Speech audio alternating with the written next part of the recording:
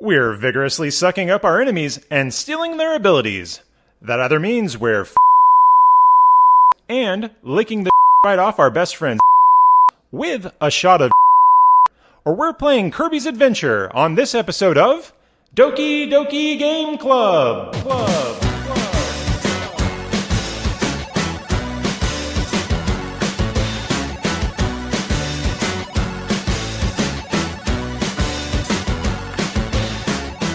Hello and welcome to Doki Doki Game Club, a retro video game podcast. I am your host, Brandon Fincher, and I am joined today by the very best Waddle Dees and Waddle Doos Dreamland has to offer. Frank Martin. Wah! Brian Grogan. Hello. And Mr. Joseph Luster. Hey. On Doki Doki Game Club, we each take a turn choosing a particular title from video game history, and we announce the selection online so everyone can play along at home. From there, we have 2 weeks to spend with the title, at which point we reconvene to dig into the ins and outs of the selection. Today's pick was made by Brian, and that title is Kirby's Adventure for the Nintendo Entertainment System.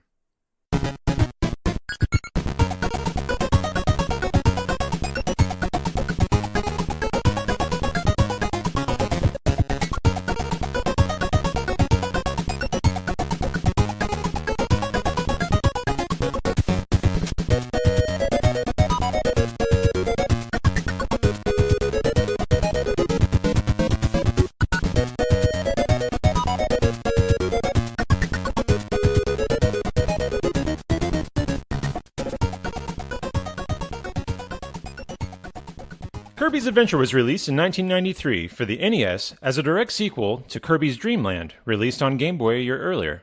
The series developer is HAL Laboratory, also known for the Mother, aka Earthbound series, and the Super Smash Bros. Series. All right, my beautiful, pink, round, puffy boys. That's us. Hey there. Let's talk about a little game called Kirby's Adventure. Not to be confused with Kirby's Dream Land, which It's very easy to confuse the two. It is. So I would love to begin, as we sometimes do, by hearing about your individual experiences with the Kirby franchise. Because based on our collective ages, I'm going to take a shot in the dark here and say that none of us played Kirby games when they originally came out. Is that correct? That is a lie. I did. That's incorrect, yeah. I'll be damned. Okay. I'm a child at True heart, for man. me. Okay. All right. So Brian and I 2 out of 5. are on one side of the spectrum, and Frank and Joseph are on the other.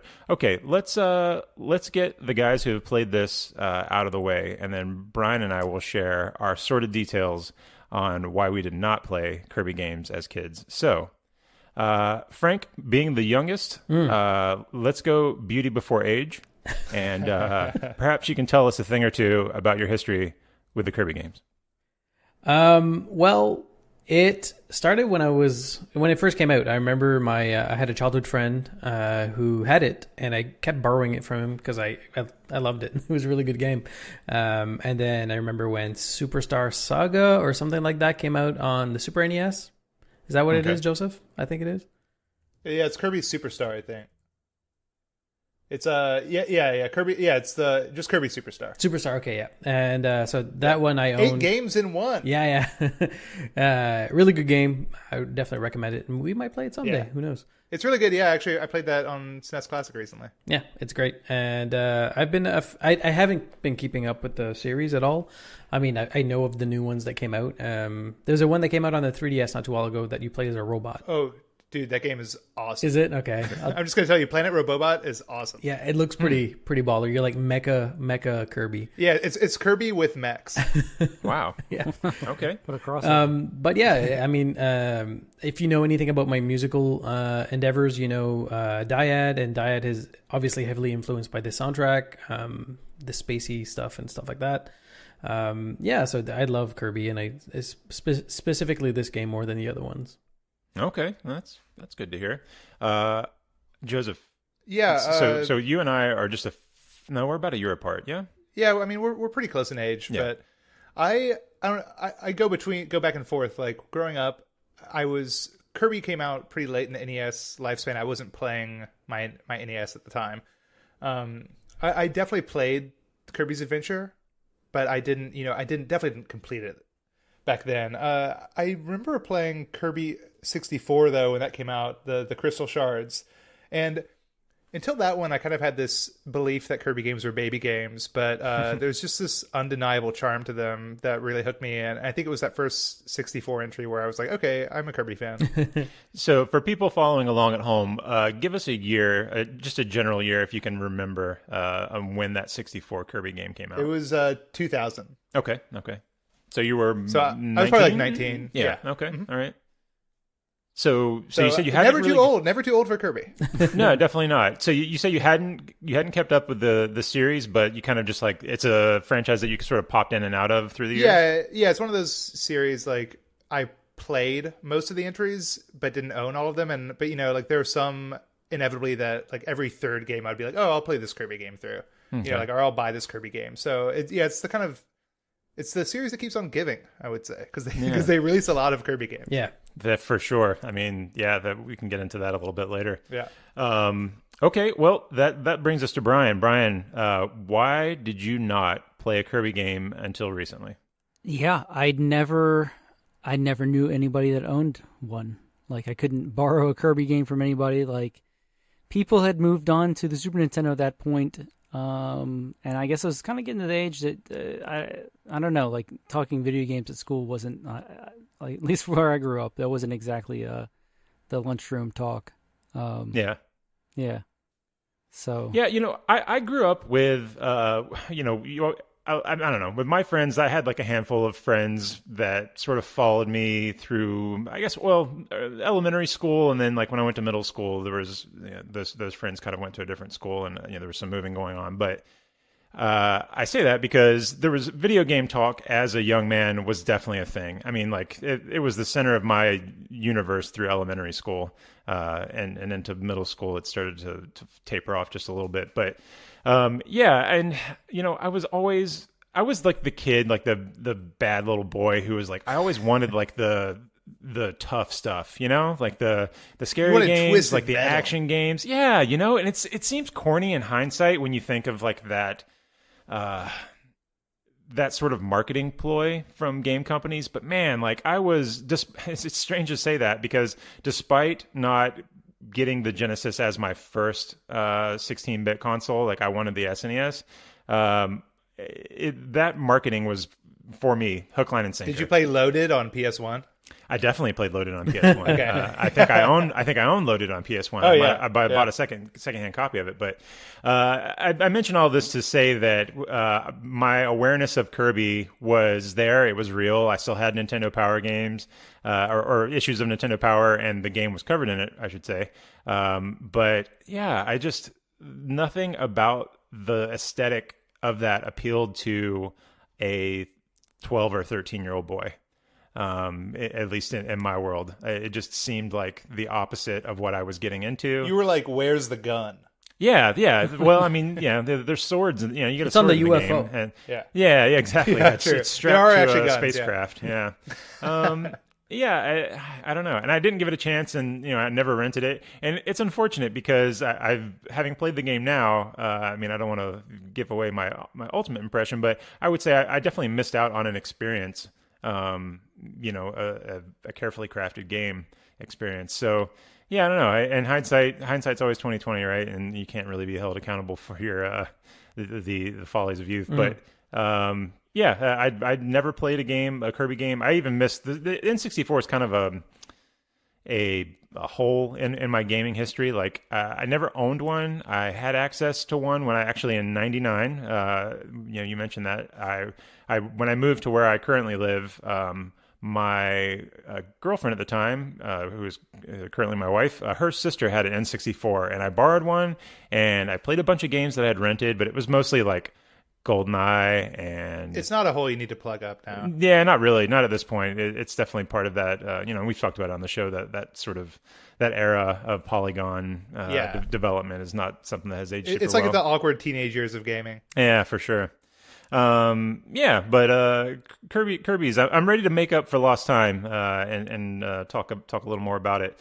So can we now play episode 14 will be the next Kirby game? Just continue do a to play chain. Kirby. It's become the official Kirby podcast. Kirby's Dreamcast. Yeah. Oh, wait, Oh Dreamcast, man, yeah. that's got a nice ring to it, huh? Yeah. Yeah. So, without just kind of glancing over it, while we're on the topic of history, I would like to kind of have a nice little chat, especially with you guys who have a greater familiarity than I do with the sort of significance of this character, what he meant for Nintendo as a. I mean, he wasn't a first-party property, right? I mean, HAL Laboratory. It's like a second party. Yeah. And my knowledge of sort of game history informs me about HAL Laboratory's connection to Nintendo, and then you've got Iwata who got his start there.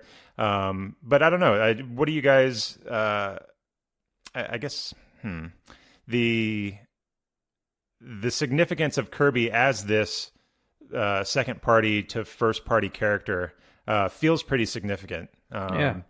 Well, I think it was a pretty big deal, the Kirby's introduction, because, who knew what it would go on to be, obviously. But at the time, it's kind of like, Nintendo is pretty sparse as far as introducing new mascots or new, like, principal characters for, that you would identify with Nintendo. For sure. And Kirby was the first one in a while, I think, that really felt like a new game. It's kind of like how when Splatoon came out. Oh yeah. And that's like, at first you're like, this isn't going to be a new property, but now it's like associated with Nintendo property. It's pretty staple, right. yeah.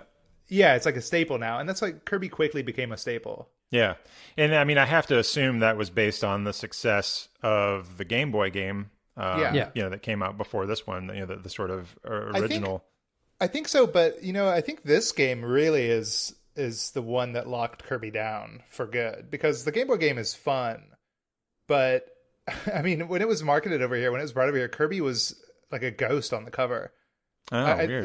It's like they didn't even know. Yeah, he wasn't pink the color to present him as. They present him as a white character. Oh, okay. If you look at the box art of the U.S. Game Boy release, he's Okay. white, so it's like, it's like a ghost adventure. That's strange. Yeah. Bubble Ghost 2.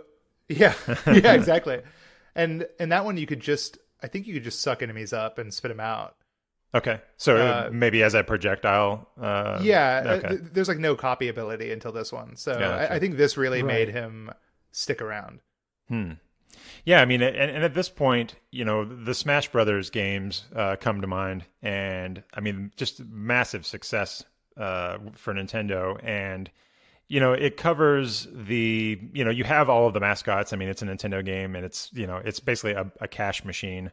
Of a franchise, but I can't help but think of Kirby when I think of that game series. Like maybe also because I was going to say maybe in terms of ranking, like when you think it's obviously Mario and maybe Link, but then probably Kirby for me in terms of just association.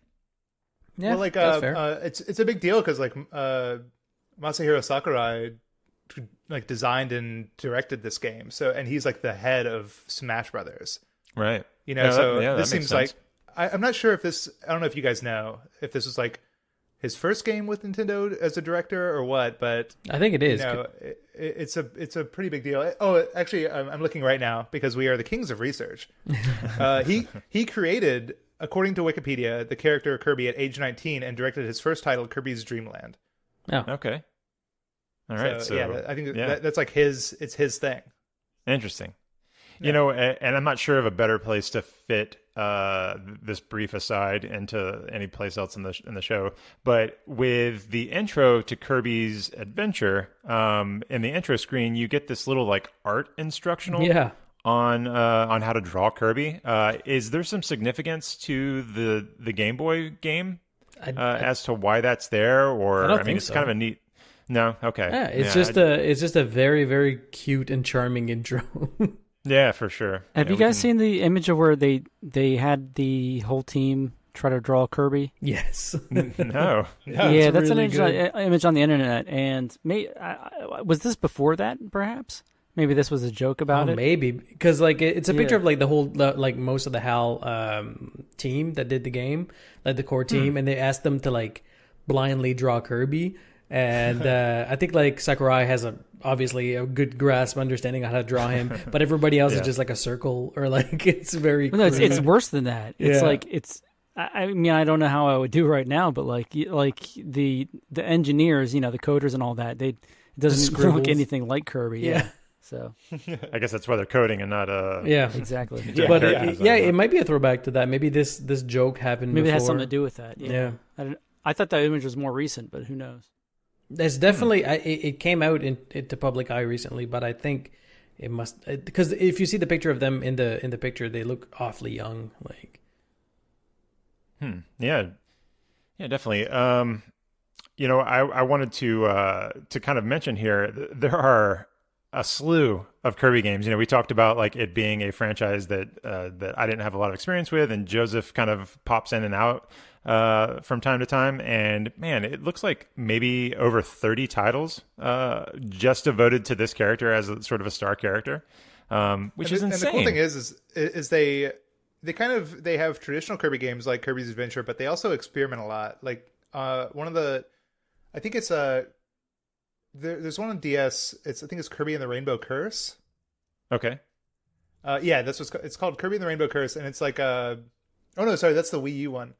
Well, I think that follows the same design as the DS version. This is kind of a sequel to it. And that's all about drawing a path for Kirby. He's just a ball the entire game. Yeah. Oh, that's fun. And like you draw like a rainbow path for him and take him through the levels, and it's actually like a really genius game. There was also another one that was clever way to utilize that touchscreen, huh? Yeah. There was Epic Yarn also, which was like the kind of where he's all made of yarn and the whole game's made of cloth and fabric. Yeah, I'm familiar with that one. They've done a lot of cool stuff with the series over the years. Yeah, there was like Kirby. I think there's a Kirby pinball game too, if I'm not mistaken. There's Kirby pinball. There's and Kirby Golf. Kirby Golf. Yeah, they've done a lot of side quests with that. By the way, Kirby Golf, play that 2-player with a friend competitively and get ready to beat the crap out of each other. Yeah, I mean, it looks as though the most recent game came out this year. Does that sound right? Yeah. It just came out on the Switch. Yep. Yeah, Kirby Star Allies. So, as always, Doki Doki Game Club, a timely podcast. We've got our finger on the pulse here. Mm-hmm. So I guess unless... I've got one more thing to add. Yeah. So, I think there's some anime fans here. Kirby, did he inspire Majin Buu or not? I mean, I'd have to look at the timelines. So I did you ask. have to consult your tome. No, this definitely came afterwards. I did the research today, and I asked around the office. People didn't know, but it was Kirby's Dreamland came out in 91. Majin Buu first appeared in DBZ manga in 93.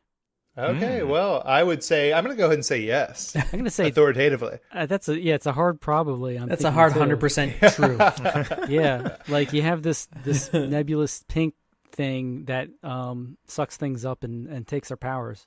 Yeah, I'm going to give this rating my exact completion percentage for Kirby, which is 74%. So I'm going to give this a 74% probability.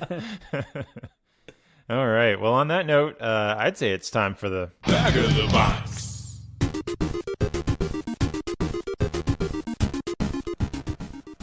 Kirby's back and power-puffing action. What would Dreamland be without dreams? A nightmare. The Dream Spring, source of all dreams, has dried up, taking with it the blissful dreams of Dreamland. It's up to you, Kirby, the bombastic blimp, to return happy naps to inhabitants of Dreamland. Kirby's appetite for adventure is as big as ever as he eats his way through a feast of all new enemies. In this adventure, he can also steal abilities of the bad guys he scarfs down. With this new power, Kirby can perform 20 new tricks that can help him make his way through the nightmare-infested Dreamland. Kirby's Adventure features brand new worlds to explore with the same fun, action-packed feel that made Kirby's Dream Land for the Game Boy a hit.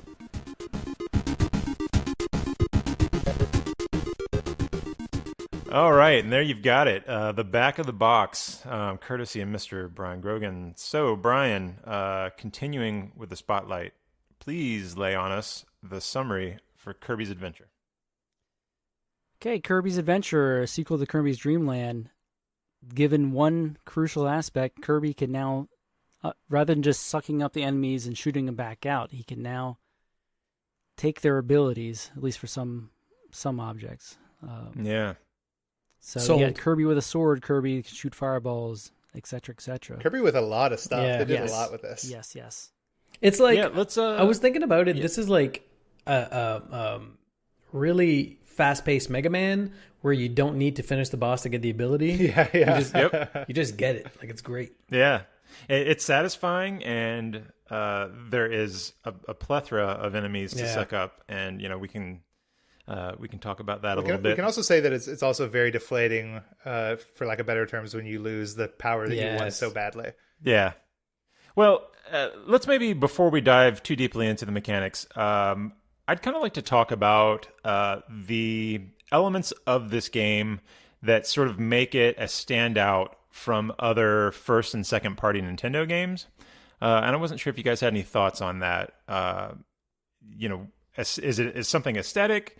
Is it sort of a combination of things? I would definitely put it as a mix of aesthetics and the polish that it's on, because like the polish of this game is up to par with like Mario Brothers series. Like it's very tight. It's a high level Nintendo game. Oh yeah, it's very tight, and then the art just mixes so well together, and so on and so forth, and like the music is top notch. Like there's nothing in this game that would not fit Nintendo, NES era for sure.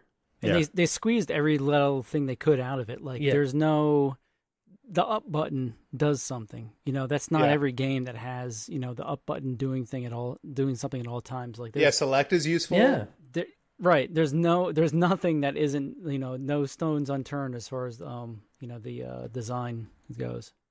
Well, you mentioned up button, you mentioned select. Maybe for the people listening that haven't played this, let's maybe clarify on those details. So like so it's a platformer, right? We're doing a side-scrolling platformer. Platforming is kind of might be a little bit of a stretch. Yeah.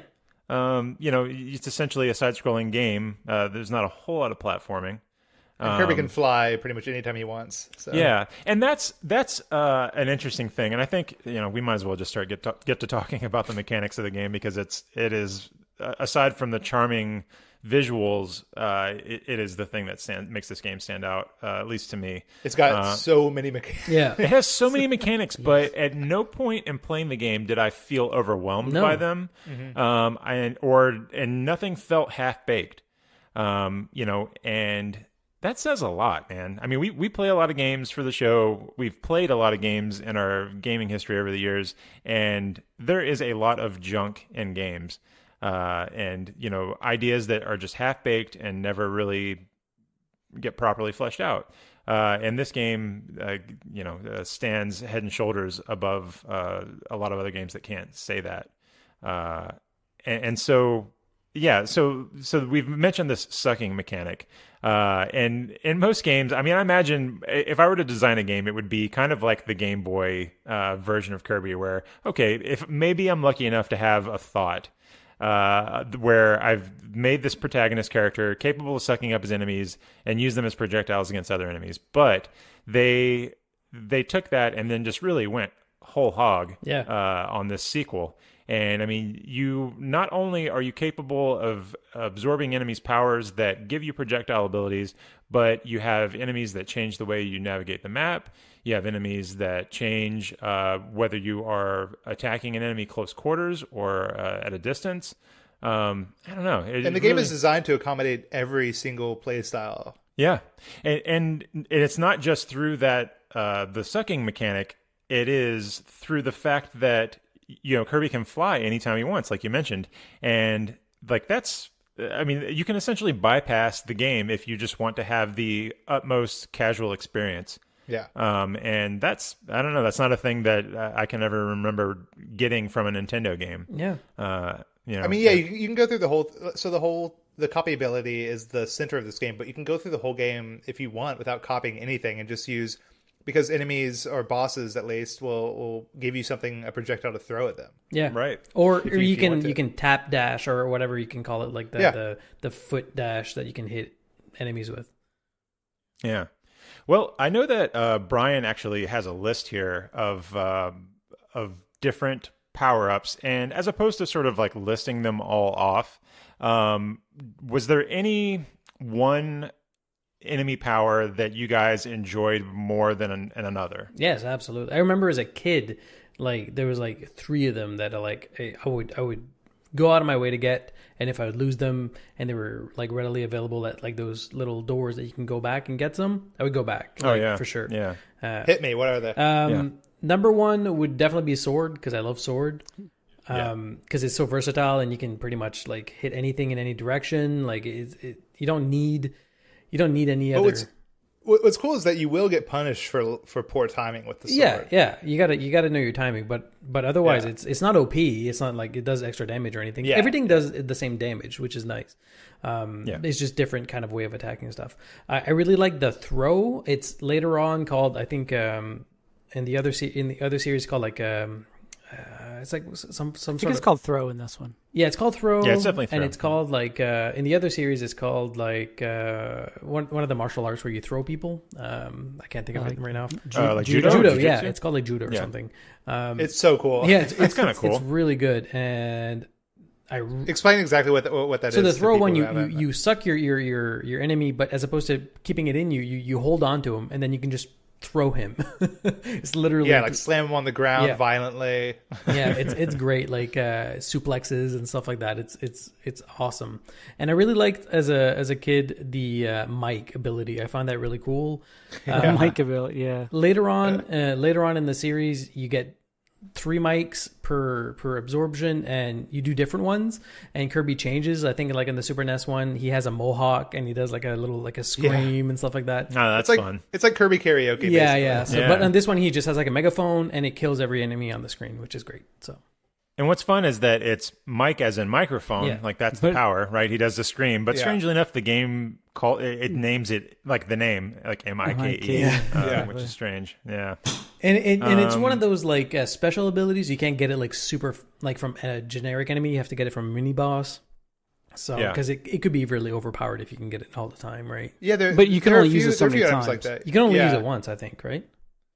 Well, there'll be a star. Like it's either like 2 or 3 times. It might be different depending how many you get, but it'll show a star. It says like star times like 2, and you can use it that many times. Yeah, I appreciate that there are some that you can only get from mini bosses. Like there's the hammer, which is really awesome. Oh yeah, but that's only from the hammer, the big huge hammer dude. Yeah, and it opens up secret areas in the level if you don't have hammer, right? Like, yeah.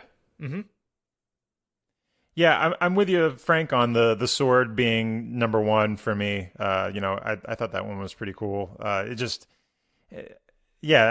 satisfying to use, and it's also comforting. Yeah, it is comforting. Yeah, I mean, like you see an enemy, and for me that was it, you could make your way through the map, and like no matter what I had, I would almost surely hit select to eject that ability, and then grab whatever those guys are, little knights. Yeah. And I don't know. I'd like to talk a little bit more about the aesthetics of the sprite design and things, but I am still curious to know what you guys, what were your go-tos, Joseph and Brian? Go ahead, Brian. Well, sword number 1. I gotta say, everyone's. I think I figured out why sword is so good, because you can keep moving while using it. It's not like the fire ability where you have to stop and throw fire. Oh yeah, good point. Well, it has that spin jump. Yeah, and the spin jump, it has that too. It has mobility. Like you don't have to stop to do what you're doing. You can just kind of mow down enemies and keep. But dude, if you miss on a spin jump, you're gonna get hit. Yeah. Oh yeah. So. Yeah. Cutter was pretty good. If you remember that.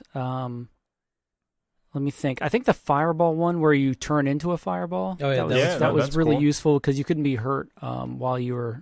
That was good risk reward, and also I realized when you're fighting the hammer guy, like he moves backwards, and if you use the fireball on him while he's moving backwards, you'll keep hitting him per like pixel of him moving backwards, so you can kind of kill him in a couple attacks. You can kind of do that with the jump one. There's a high jump one for people that haven't played, where you just jump upwards, and there's like a boss. That's what I was going to mention.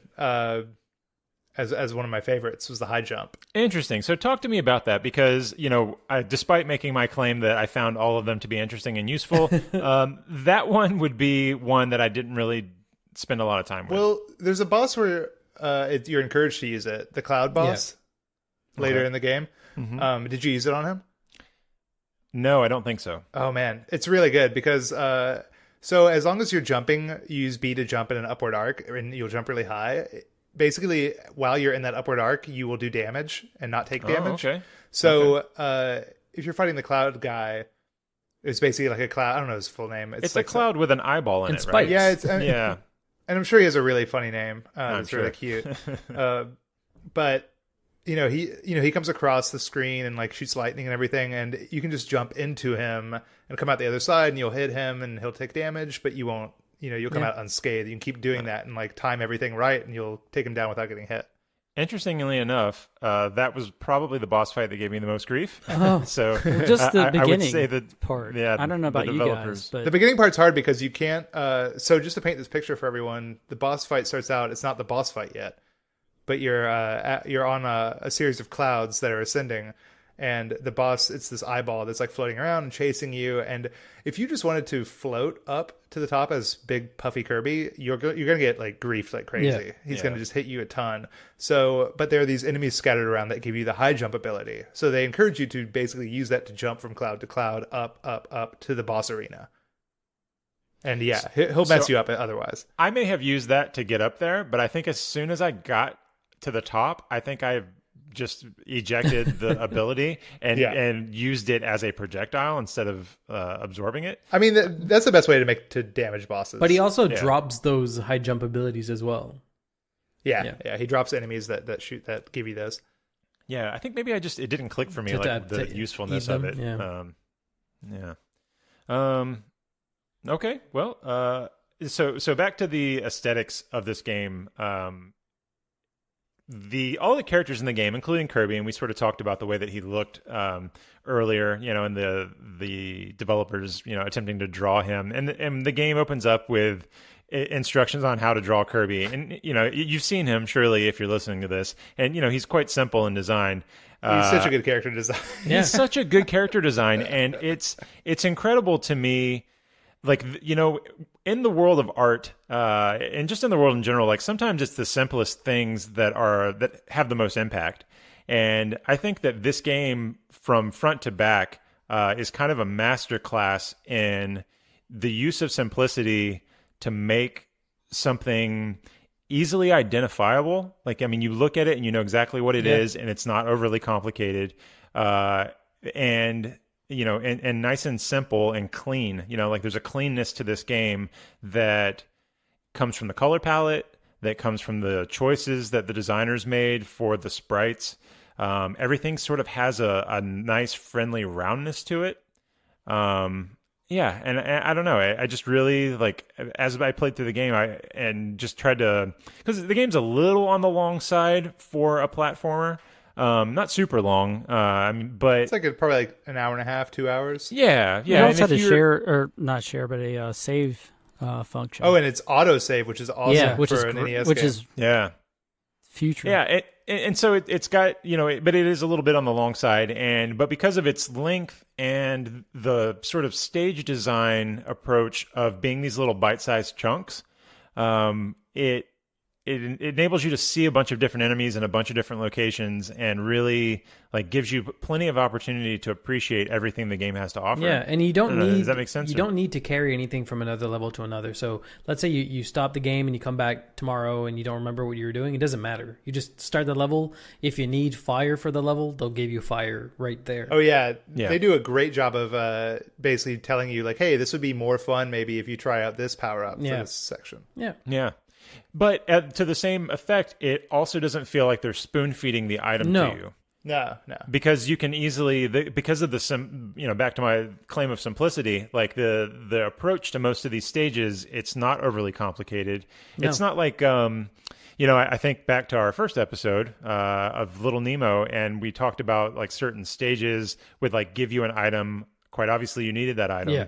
Or in this case, in the case of Little Nemo, an ally to climb inside of, and then you would, use it, and then it would cease to have any value, and there would really only be one way to do it, and that makes the item or the power up or whatever the game has to offer, like it makes it feel useful, but it also makes it feel like, well, this is really the only way you're you're chained to it. Yeah.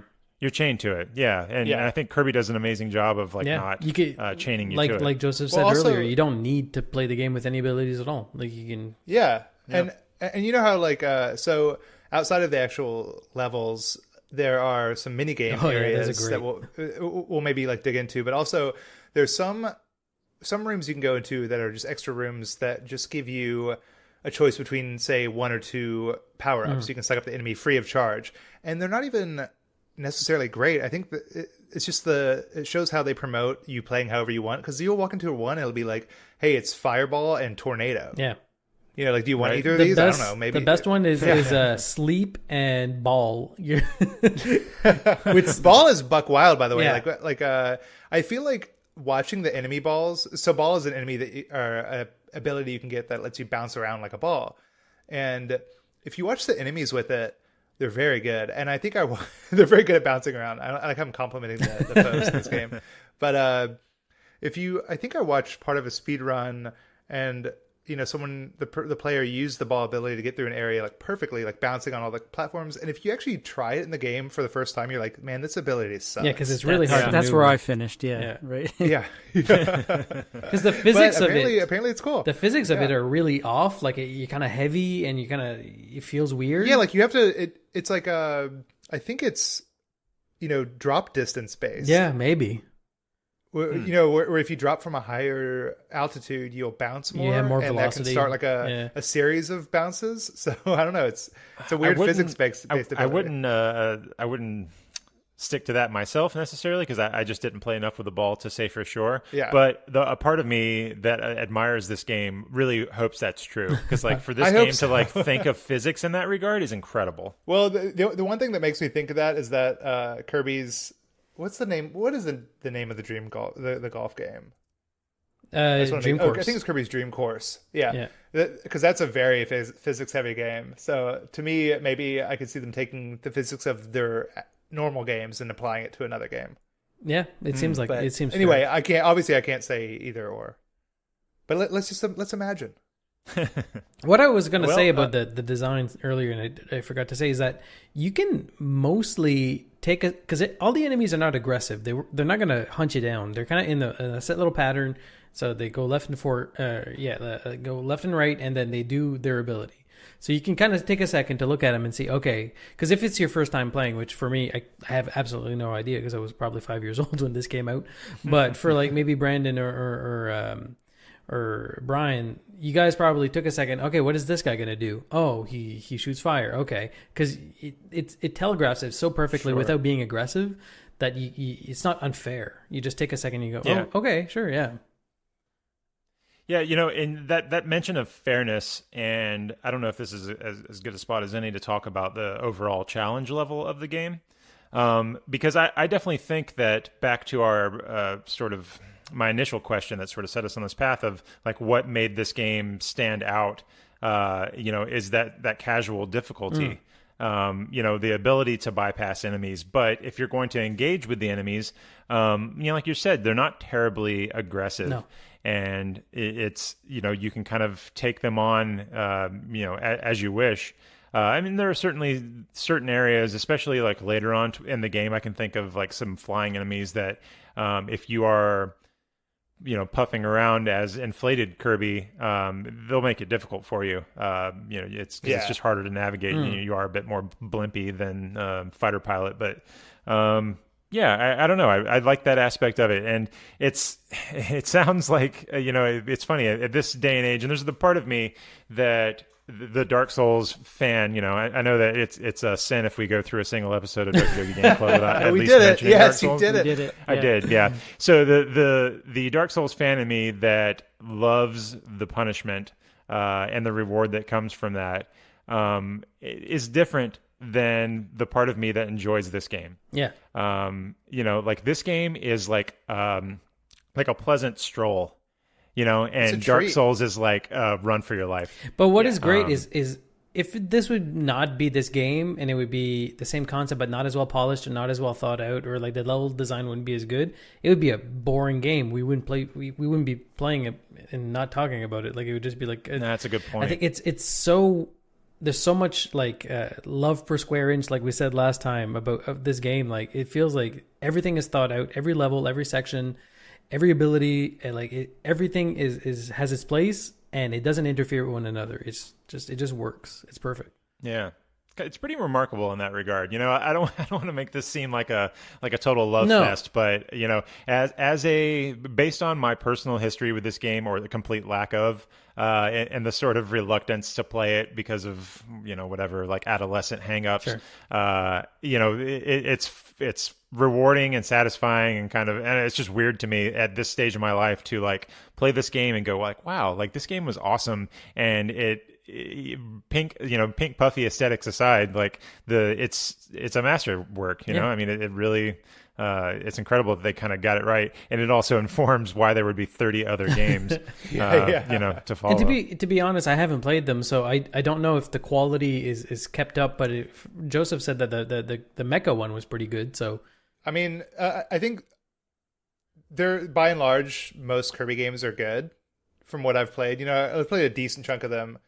And I don't know, but I was kind of amazed by how many things this one game established that they've carried on through the whole series. I feel like it peaked with the Super Nintendo one, where like they kind of maxed out all the abilities, because I kind of feel like there's only so much you can do, and the other ones I feel like are just reimaginings of the Super NES one, or maybe this one even, where they just, okay, well, so the N64 one needs to be made, so this generation has one, and then like the GameCube one. Is there a GameCube one? I don't remember. Probably. There probably is, because that feels like a massively missed opportunity. But I just feel like they're just remakes of these. I don't know. I did watch some gameplay from the newest one, the one on the Switch, and it did look like. It looked like there really wasn't too much being added, aside from graphics. There was, I guess, maybe was that the Super Nintendo one? They introduced multiplayer. No, co-op. Oh yes. You can do 2-player co-op on the Super Nintendo one. Right. Well, actually, I think in the Switch version, the big hook is an ally mechanic, in which you can actually take control of the enemies themselves. Oh, okay. And that's kind of neat. Kirby, like as he progresses through the stages, he amasses a team of enemies, of enemy partners, so I think that's the difference in that one, is that they've kind of made it like that's very different, huh? Yeah. So it's a little different, but it is classically Kirby, like side-scrolling wise, and visually too. The I feel like I have an education that I have to catch up on with these games. You got to play all those Kirby games. Yeah. Like I'm anxious to play some more, but the when you see Kirby online, I guess for lack of a better term, like when over the years, like when I would be exposed to like marketing for Kirby or whatever, at what point did he start taking on an appearance of the enemy as he absorbed them? Does that make sense? So like, I mean, it's at some point in time, like if Kirby sucks up something, then it's not just the sword. He also has like an outfit, a bandana if he's a kung fu guy or whatever. Yeah. That's from the exactly. Super NES. Super NES, okay. I think maybe, yeah. I can't confirm that, but I think so. Yeah, no, I'm pretty sure, because the game that came out after this one would be the second Game Boy one, which is really good because its gimmick, which I feel like it didn't really do it afterwards, is you have pets that you can kind of use, and then they have different abilities depending on what you have. So right off the top of my head, there's a fish one that lets you go into the water faster. And there's a hamster. There's a hamster, a fish, and an owl.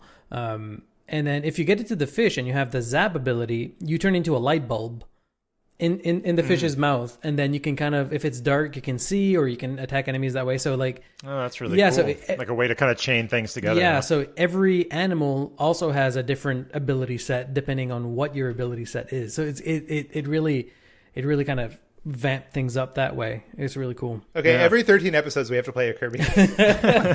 I'm into it.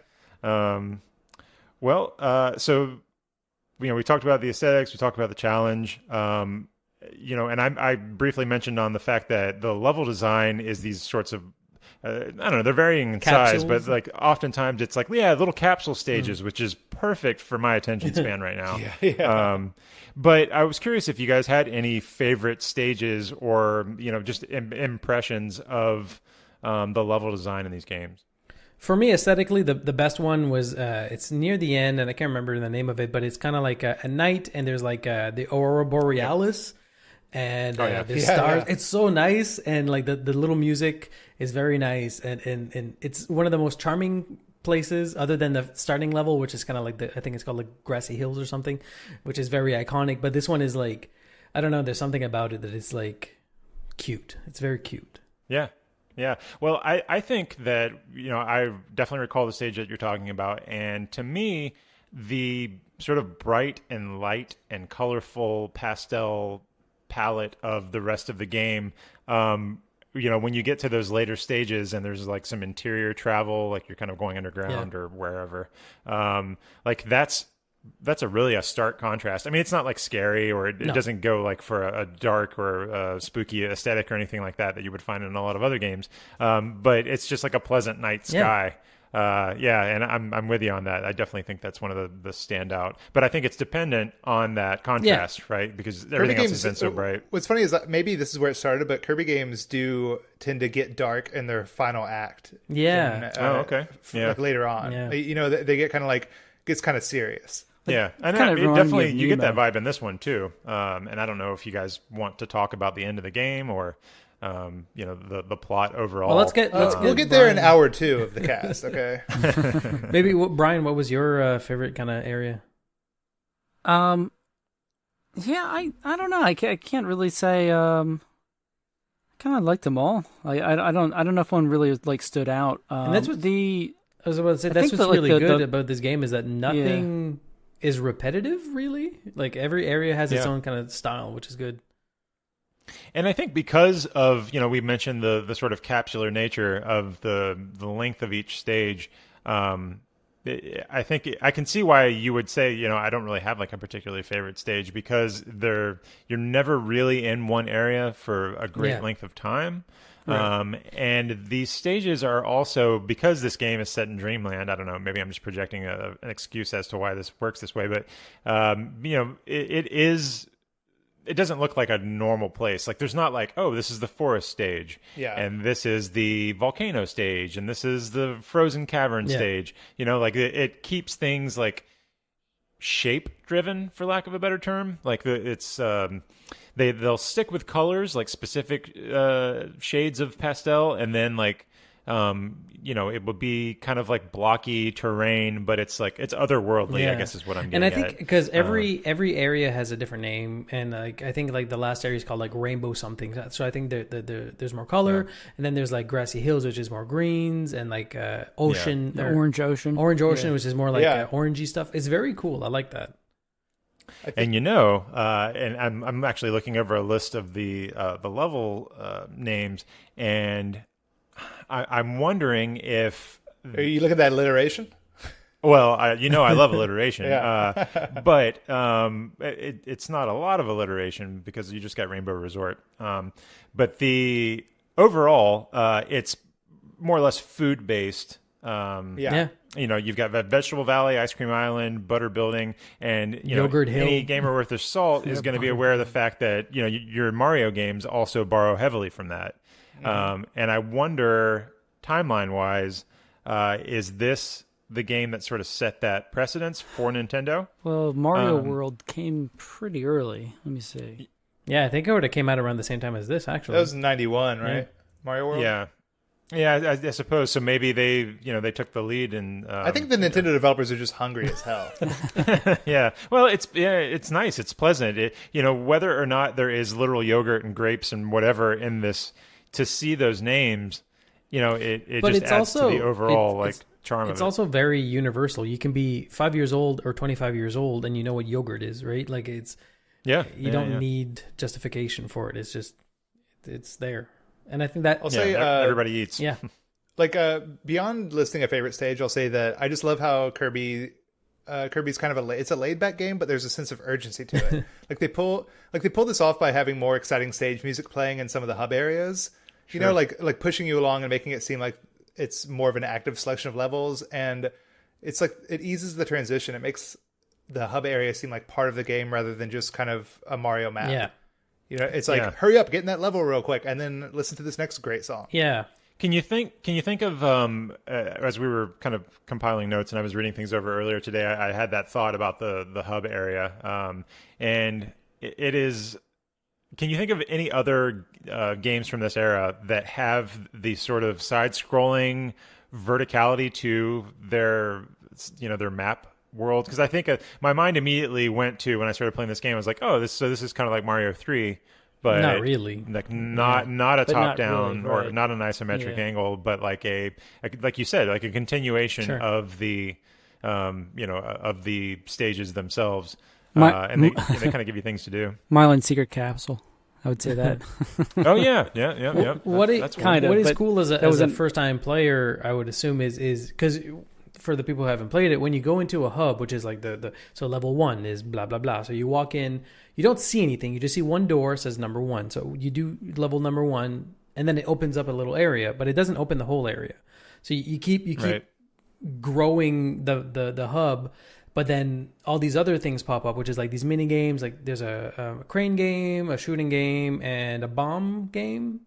I think that's it. A boxing game, or bomb game, and then the shooter. Yeah, the Western game. Yeah. Wild West Draw. Yeah. Did you mention, like you said, arena, right? Oh yeah, like and then an arena, combat. and then these little rooms where you can grab power-ups. So it's very exciting to see, because I loved these mini games when I was a kid, especially the crane one. Like it's very simple and it's a good way to get some extra lives. And I remember seeing it and being like excited because I was like, oh yeah, and then you get to hear the little song, and then you the big chubby Kirby, and then you grab him, and I don't know, it's everything. I was rewatching a speed run of this today, and I was just listening to it, and I was like, this game is one of probably the most charming games I've ever seen in my life. I would be willing to totally agree with you on that. It's not too cute. It cast a spell on me. And it's just everything. I don't know. It just fits perfectly together, and it's great.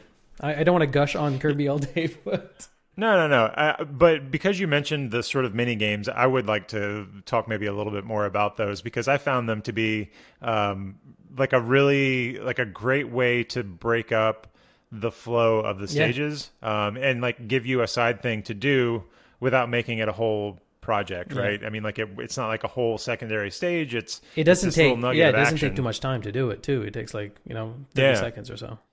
And there are fun ones because it's when you have a crane game, everybody listening to this has played a crane game before, but there's like a little shootout, like a Western style shootout, which was probably my favorite just because of the concept was so fun.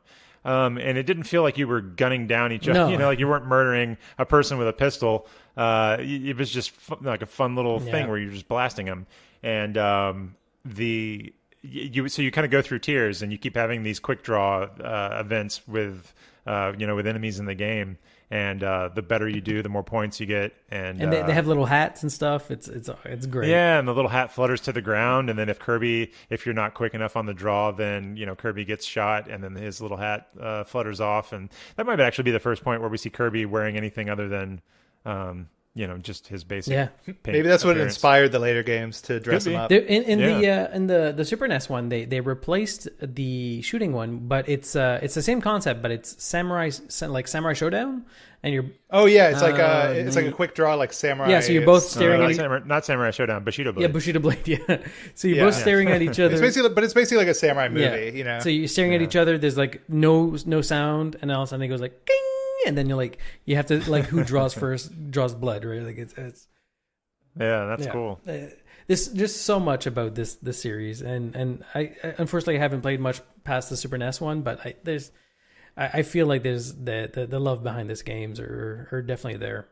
Yeah, well, we're kind of coming to the end of the overall layout of the game. But I feel we would be remiss to not mention the music of the game. Yeah.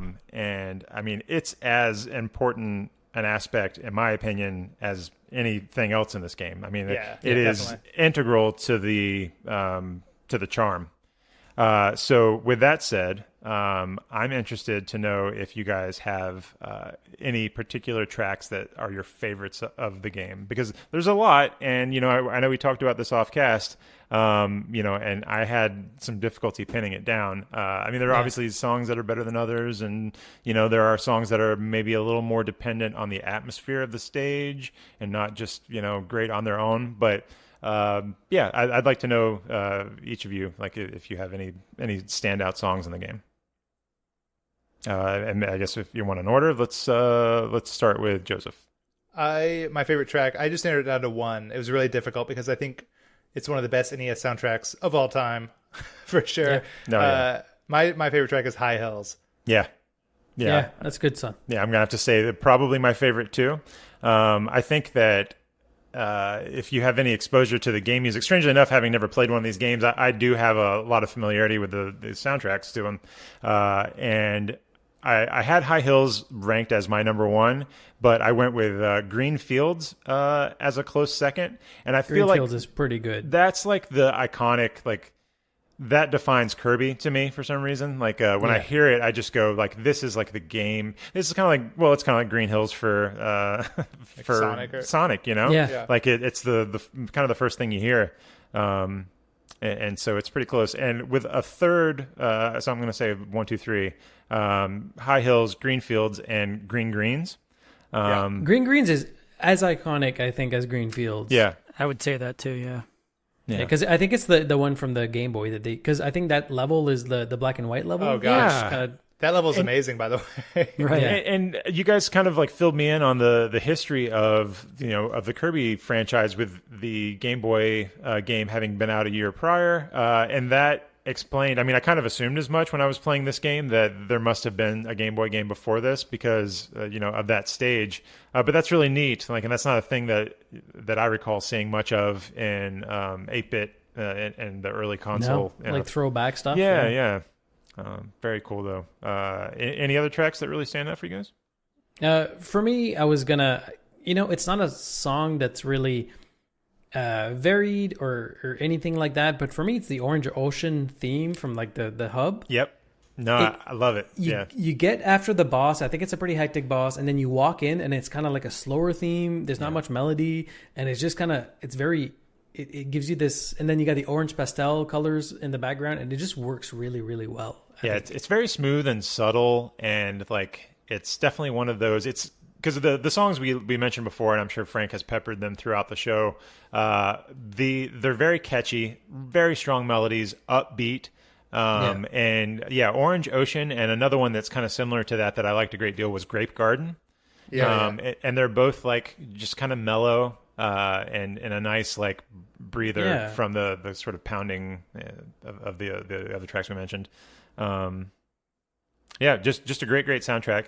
I did a little bit of research when I had some time before we started today on the two people who have credit from Nintendo or HAL in this case as being the soundtrack composers, Hirokazu Ando and Jun Ishikawa.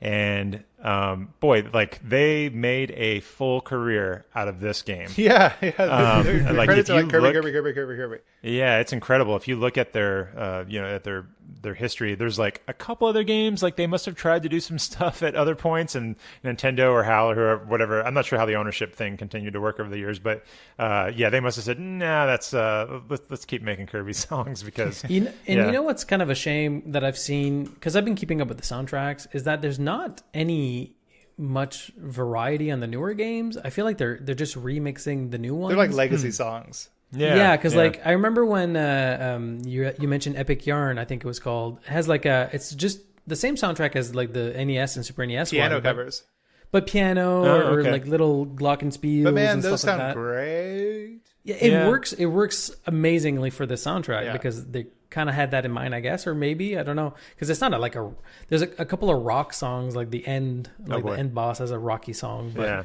I mean, otherwise they're very like indie band songs like little glockenspiels or whatever and guitars and it works. I think that's cool. I mean, I can understand as the music lover that we are, or music lovers that we are, the desire to get more. Like, I just want more. Give me more. Like make something in that vein, but new. And yeah, I don't know. I mean, I'm sure there are new tracks. There have to be new tracks. Oh yeah, on all of these games. I'm sure there Each game is. has a ton of tracks, and just from the last one I played to completion was, like I said, Planet Robobot. And it was the music's awesome, and it's one of those, there are new songs in it and they're good, but they just really it's like you're going to see a band play and you're like, man, give me the hits. Yeah, don't play anything off your new album. You're just waiting for High Heels to kick in. Yeah. And it kind of fits with the gameplay because it feels like they didn't reinvent the formula every game. It's still the same. Kirby sticks up an enemy. Kirby gets a sword. And it's always the same thing. So why not the music be the same thing? Yeah, as well, no, that makes sense. Before we move away from music, I just wanted to mention we all have we're all pretty close friends with some of the guys in Kirby's Dream Band. Not to be confused with Dreamland, and awesome dudes, great music. One of my all-time favorite in that sort of realm of video game cover bands. And they do, I mean, obviously with a name like that, they have to do some Kirby music, right? They do a bunch of other stuff too, but their Kirby music. They mastered Kirby music. Yeah, I mean, they really wow. I mean, I remember hearing that and just going like, wow, this is amazing. I would even say that them putting that album out led me to Kirby's music more than just the soundtracks themselves. Oh yeah, sure. Yeah, definitely. Let's put some on right now.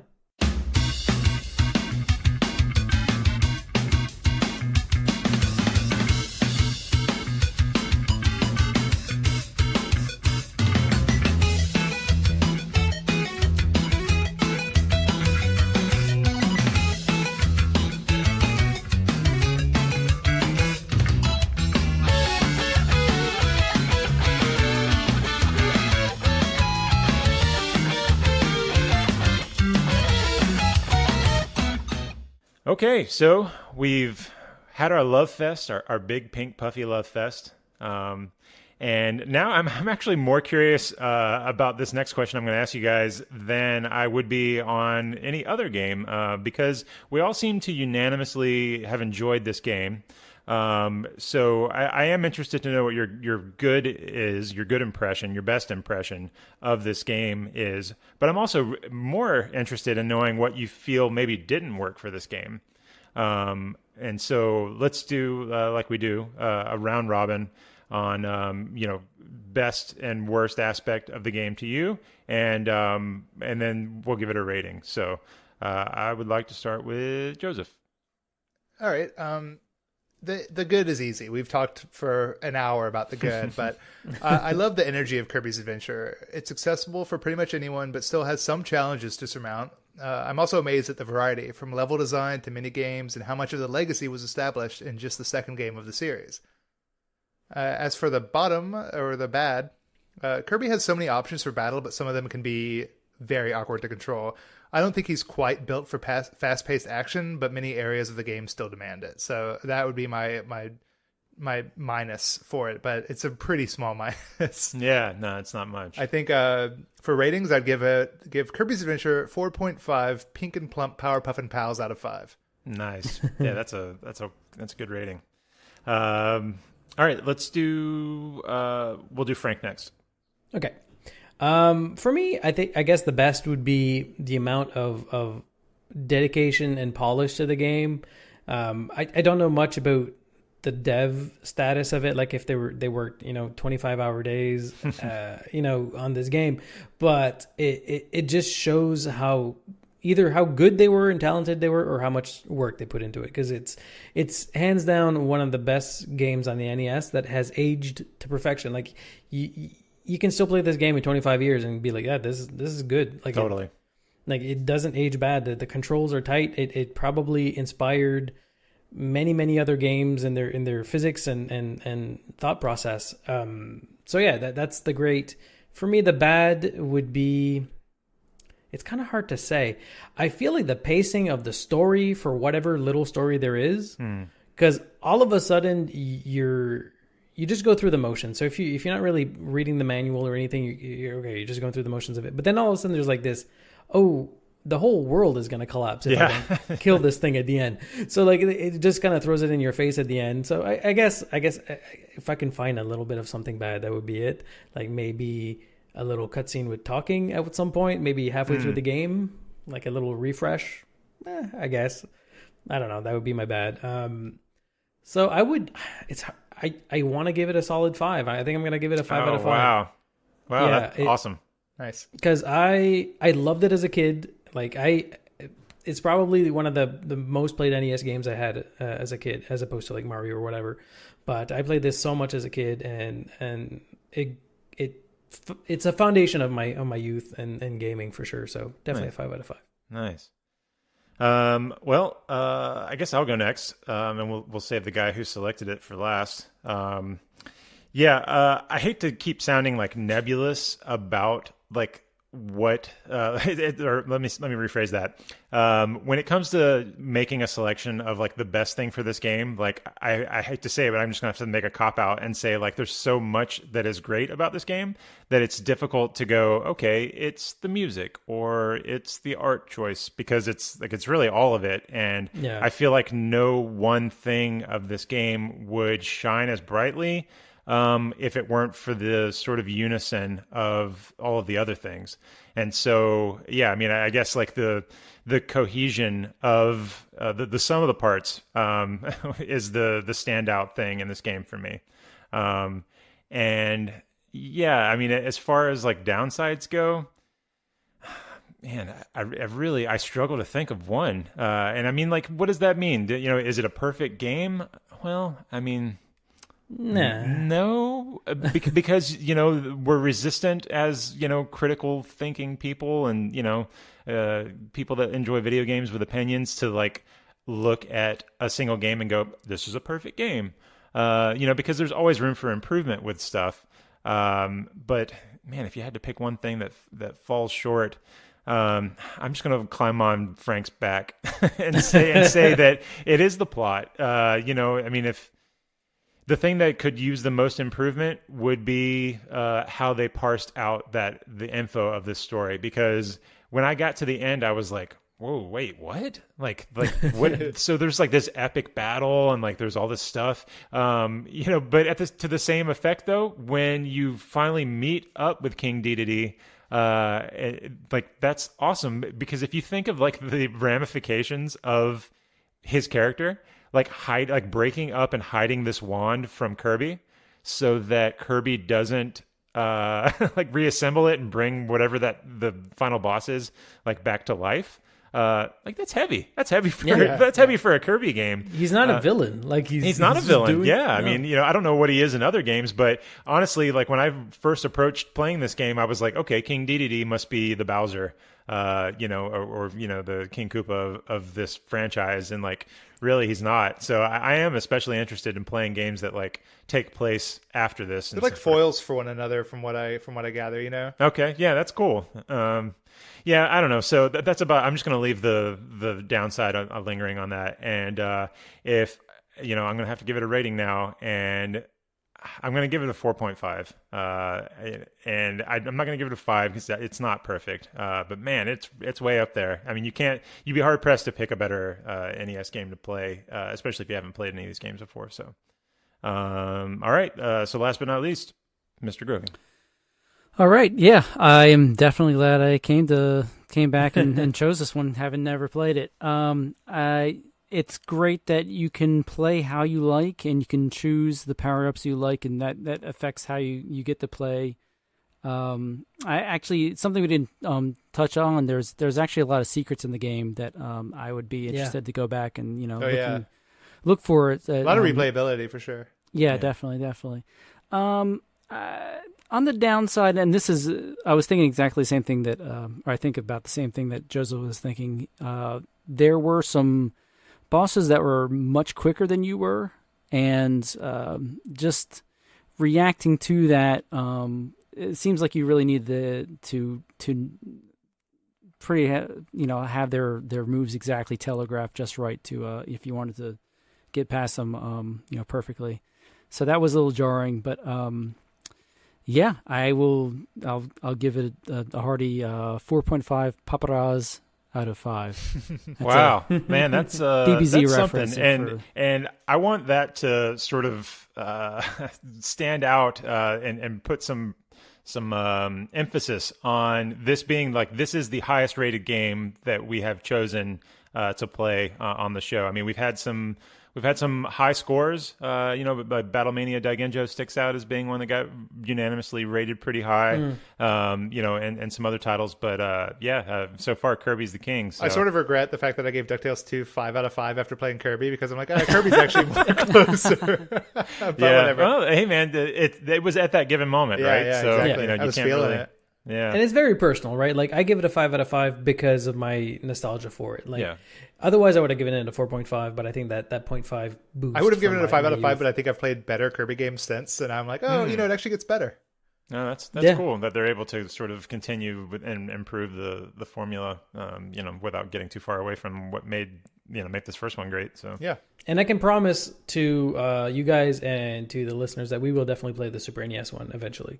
Yeah, no, I'm totally into it. If we don't do it necessarily for the show, I will definitely pursue it on my own. Okay, so there you have it. A sterling, shining beacon of hope in the NES catalog. it's all downhill from here. It's all downhill. Yep, 13, unlucky 13. This is the spot. Listeners of the show, you'll be able to trace it back to this point, and it's all garbage after this. So obviously, you've either played this game and you love it and you want to play it again, or you've never played this game and you've probably stopped listening to the podcast about 30 minutes ago and you're seeking out a copy of it as we speak. So you want to get your hands on it. We've actually got some great news for you. Oh, yeah. If you are a lover of physical media and you own an NES or a Famicom and you want to get your hands on a copy of this, we headed over to pricecharting.com and they had the scoop. And the price, if you get a copy of this loose cart, you're looking at a measly $20, which is amazing. Yeah. Complete in box. And I'm looking at this price and I'm almost finding this hard to believe. But if you can find a copy of this complete in box right now, pricecharting.com is saying that the going rate is about $43. Wow. I will tell you that's what I paid about for the Famicom complete in box in Japan. Kidding. So man, what this game has just been like produced out the wazoo. I guess it wasn't a rare game. Yeah. Well, okay. So $43 for complete in box. If you somehow get a pristine, unopened, in the shrink, original copy of this, it's only $76. That's nothing. That's nothing. No, not bad. Start your amazing inbox NES collection That's with this title right here. That's the price of a normal AAA game today. Exactly. I will say it was somewhat serendipitous that Brian chose this, because I had literally purchased this in Osaka days prior to that. Yeah. Brian, did you know that before? I had no idea. No. Yeah. See, that's awesome. Yeah, that is serendipitous.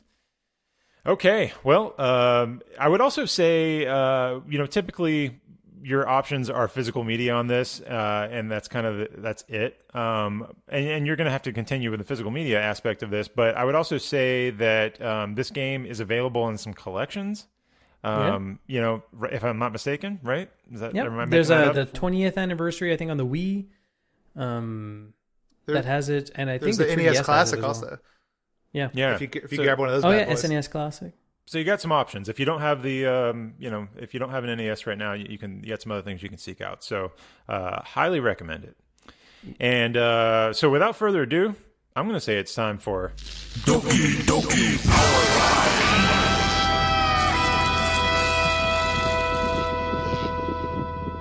That's right. It's Doki Doki Powerline, where we plug you into the source for the hottest gamer tips and tricks.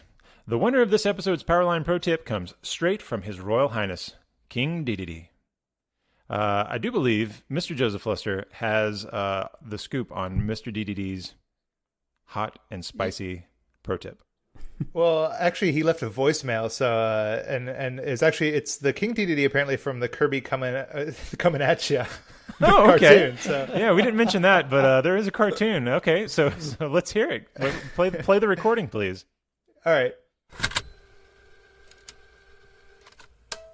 There are plenty of unlockables in this game. Beat the game with 100% completion and you'll unlock the extra game. Beat the regular game and extra game, and you'll unlock the sound test, which is what we're all really here for. Kirby! All right, Joseph, hit stop on that playback, please. All right, yeah, all right. Yeah, hey, well, thank you, King DDD, for taking the time to send us in that charming and thoughtful voicemail. So, here we are, another round complete, and that brings it back to me. And I'm happy to announce that episode 14's selection is going to be Flashback for the Sega Genesis.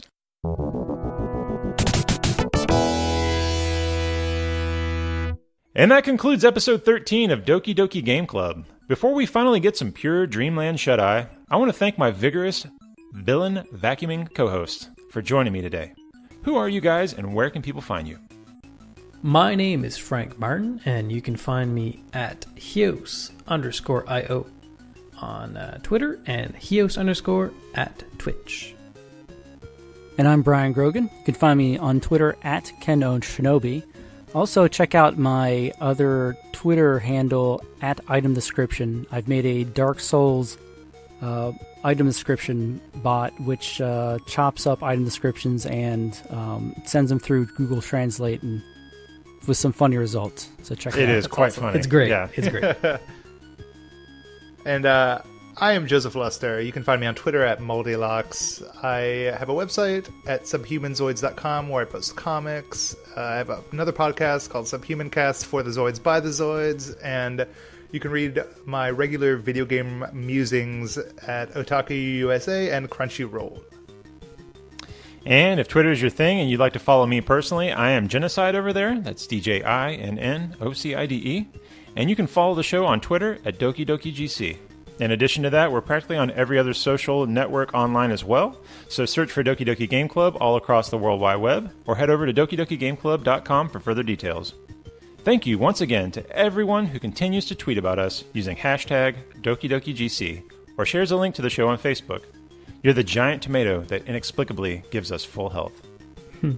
And last but not least, we have a Patreon. So if you have a couple of bucks you can spare and would like to show us your support in that manner, you can head on over to patreon.com/Doki Doki Game Club, where we have some pretty neat rewards available to anyone interested in supporting us in that fashion. So, on behalf of Brian, Frank, Joseph, and myself, thanks for listening. And until next time, adios, Battletoads.